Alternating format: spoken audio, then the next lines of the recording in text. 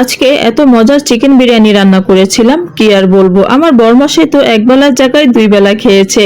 আশা করি ফুল ভিডিওটি দেখবেন। আসসালামু আলাইকুম, সবাই কেমন আছেন? আশা করি ভালো আছেন, আমিও ভালো আছি আলহামদুলিল্লাহ। এখানে আমি আলুগুলোকে ভাজতে দিয়ে চিকেনগুলোকে মেরিনেট করে রাখবো।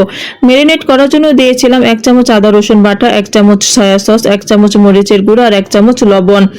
তারপর এখানে আমি মরিচের গুঁড়ো, একটু ফুড কালার আর একটু লবণ দিয়ে আলুগুলোকে ভেজে নিয়েছি। আলুগুলো ভাজা হয়ে গেলে এখন আমি চিকেনগুলোকে ভেজে নেব। বিরিয়ানি রান্নার ক্ষেত্রে কেউই কিন্তু চিকেনে কোনো সয়া সস ব্যবহার করে না, কিন্তু আমি সয়া সসটা দিই। সয়া সস দিলে কিন্তু আপনার বিরিয়ানির স্বাদের কোনো পরিবর্তন হবে না, স্বাদ কিন্তু ঠিকই থাকবে, কিন্তু চিকেনটা খেতে খুব মজা লাগে। চিকেনগুলো যখন ভালো করে ভাজা হয়ে যাবে তখন আমি পেঁয়াজগুলোকে বেরেস্তা করে নেব। আমি কিন্তু আজকে বেরেস্তা করে উঠিয়ে রাখবো না, বেরেস্তা করে একবারে রান্না করে নেব। তারপর দিয়ে দিচ্ছি 2 চামচ আদা রসুন বাটা। একটু পানি দিয়ে দিলাম যেন আদা রসুনের গন্ধটা না থাকে। তারপর এখানে আমি 1 চামচ লবণ, 1/2 চামচ মরিচের গুঁড়া, 1/2 চামচ ধনিয়ার গুঁড়া আর 1/2 চামচ জিরার গুঁড়া আর গরম মশলা আর সামান্য একটু বাদাম বাটা দিয়েছি। তারপর দিয়ে দিলাম 1/2 কাপ টক দই। টক দই দিয়ে একটু পানি দিয়ে দিলাম। তারপর আমি মশলাগুলোকে একটু কষানো হয়ে গেলে দিয়ে দিলাম 2 চামচ বিরিয়ানি মশলা। আপনাদের যদি বিরিয়ানির পরিমাণটা বেশি থাকে তাহলে মশলা বেশি ব্যবহার করতে পারেন। আমার যেহেতু বিরিয়ানির পরিমাণটা কম তাই আমি 2 চামচ দিয়েছি। তারপর দিয়ে দিলাম 2 চামচ গুঁড়ো দুধ আর দিয়ে দিচ্ছি 2 চামচ টমেটো সস। টমেটো সসটা দিলে কিন্তু বিরিয়ানির কালারটা খুব ভালো আসে।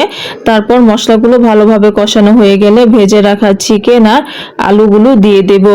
চিকেনগুলো একটু আমি কষিয়ে নেব, কষানোর ক্ষেত্রে কোনো পানি ব্যবহার করব না, শুধু জাস্ট 2-3 মিনিট একটু ঢেকে নাড়াচাড়া করলেই কিন্তু চিকেনটা কষানো হয়ে যাবে। এই তো চিকেনটা আমার কষানো হয়ে গেছে। তারপর এখানে প্রপার সিদ্ধ হওয়ার জন্য দিয়ে দিলাম গরম পানি। গরম পানি দিলে কিন্তু হোক সেটা বিফ বা হোক চিকেন, দুইটাই কিন্তু খুব জুসি থাকে। তারপর এখানে আমি বেশ কিছুটা কাঁচামরিচ জাস্ট হাত দিয়ে ভেঙে দিয়ে দিয়েছিলাম। তারপর যখন চিকেন আর আলুটা প্রপার সিদ্ধ হয়ে যাবে তখন আমি চিকেনগুলোকে উঠিয়ে রেখেছি। আলুগুলো উঠানোর প্রয়োজন নেই, কারণ আলুগুলো ভাঙার কোনো সম্ভাবনা নেই।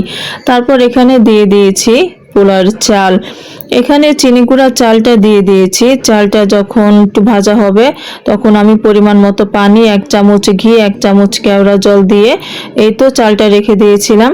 তারপর যখন 70% সিদ্ধ হয়ে যাবে তখনই আমি দিয়ে দিয়েছি চিকেনগুলো দেওয়ার পরে আমি শুধু এটা দমে রেখে দেব আর মাঝে শুধু একটু নাড়াচাড়া করে দেব।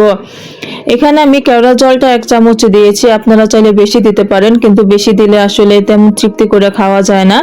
আমার ভিডিওটি যদি আপনারা ফেসবুক থেকে দেখে থাকেন তাহলে অবশ্যই আমাকে ফলো করবেন, লাইক করবেন, কমেন্টস করবেন। আর যদি ইউটিউব থেকে দেখে থাকেন তাহলে অবশ্যই আমার চ্যানেলটি সাবস্ক্রাইব করে আমার পাশে থাকবেন।